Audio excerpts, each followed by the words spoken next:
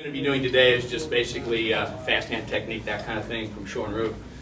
The thing about Shorin-ryu is it's basically known for body mechanics, quick movement, redirection, that kind of thing. Not a lot of physical strength. We don't use a lot of physical strength.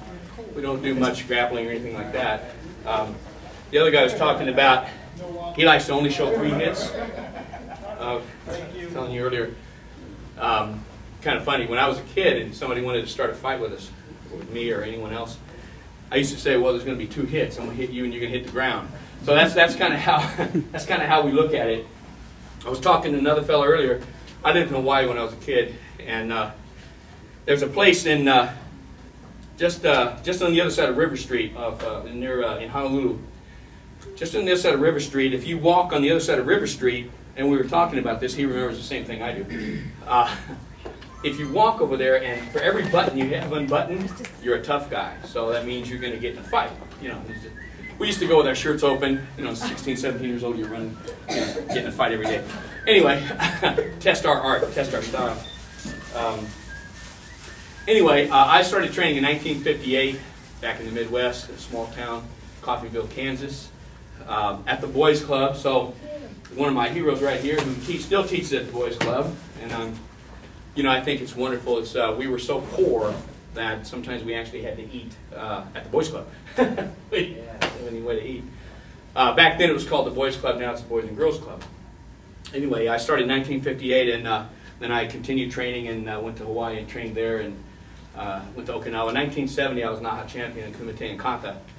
And then I've been doing it ever since. Sid Campbell was my best friend, who passed away in 2008. And I still miss him.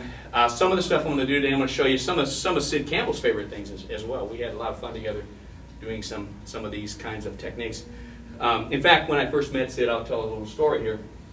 When I first met Sid, I was, Eric Lee has been a good friend of mine for, it's been 35 years or so. We've been buddies, and he used to come to our school. We had a school up in Lakeport and a couple other places, and he used to come up and do some things for us. And Eric kept telling me, you need to meet Sid, man. You need to be friends with Sid, same style. I said, okay. So one day I saw Sid's number somewhere, and I called him, and I said, hey, here's my kata. My kata's like this. And he goes, oh, so ours is like that. He said, yeah, we're going to have a black belt class on Saturday. He said, come on down. You're welcome. Come on down. I said, okay. So I went there by myself. Eric has a similar story. I went there by myself thinking I'm going to have to get in a fight. And I don't want to bring any of my students, so I go there. At the time, I had a red and white belt on. I was a 7th Dan. And I had a black top on and white bottoms. I walked in the door. Sid was standing there with a cup of coffee in his hand. He had a black top on, white bottoms, red and white belt. He looks at me and he goes, we've been reading each other's mail. And from that point, we became like good friends and brothers. Anyway, so what I want to do today is show a little bit about redirection, that kind of thing, not waste too much time with our movement, and everybody's certainly welcome to come in and work with me on this. This is one of my, and he's going to help me out today. So if we get a punch to the body, if I don't move, I'm going to get hurt.